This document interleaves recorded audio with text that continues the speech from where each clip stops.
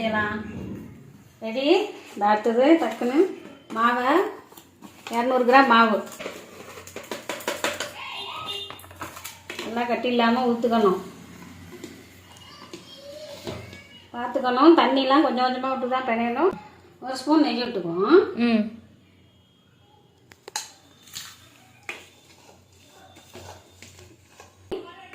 தண்ணி கொஞ்சம் கொஞ்சமாக ரொம்ப தொளிச்சு தான் பிணையணும். தண்ணி ரொம்ப விட்டிங்கன்னா வீணாக போயிடும், வழியாட்டம் போயிடும், அப்புறம் குலோப்ஜான் வராது.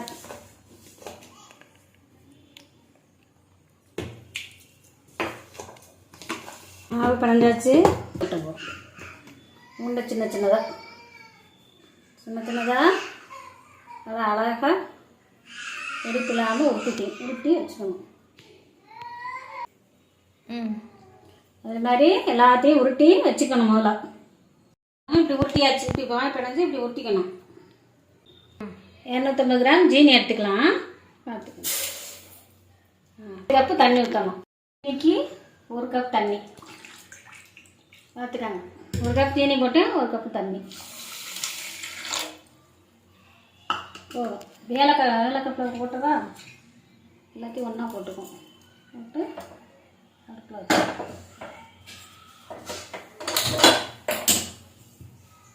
பாகு ஐட்டம்லாம் இல்லாதது நல்லா ஜீனி நல்லா கரைஞ்சி தண்ணியெல்லாம் இறக்கி வச்சிடணும்.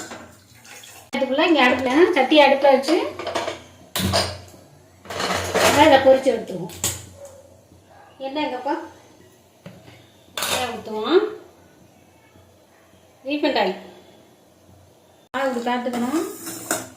ரொம்ப கம்மி பதமாக இருக்கக்கூடாது, பிசு பிசுன்னு இருக்கணும். அவ்வளோதான். எண்ணெய் காஞ்சிருச்சு.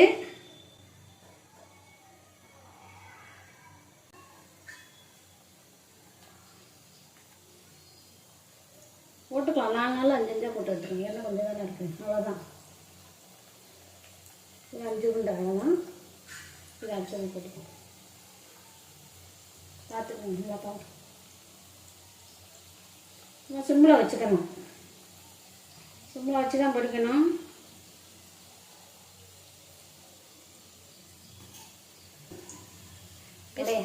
உடையாமல் இருக்கணும்.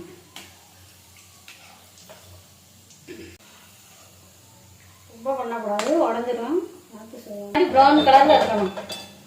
மெதுவாக எடுத்துக்கணும்.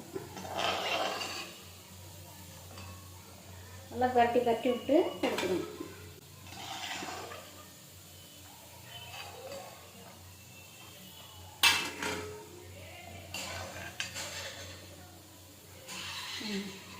பாகு காய்ச்சி வச்சுருக்கோம்.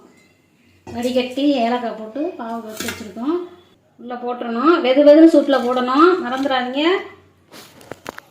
நல்லா உள்ளே கிட்ட சரியாக போய் 2 மணி நேரம் ஊறணும். நல்லா இப்போ மூடி வச்சிடணும். 2 மணி நேரத்துக்கு அப்புறம் பார்ப்போம். நேரம் நல்லா குலோப்ஜான் ஊறிடுச்சு. பிடிச்சிருந்தா சப்ஸ்கிரைப் பண்ணுங்கள், ஒரு லைக் கொடுங்க.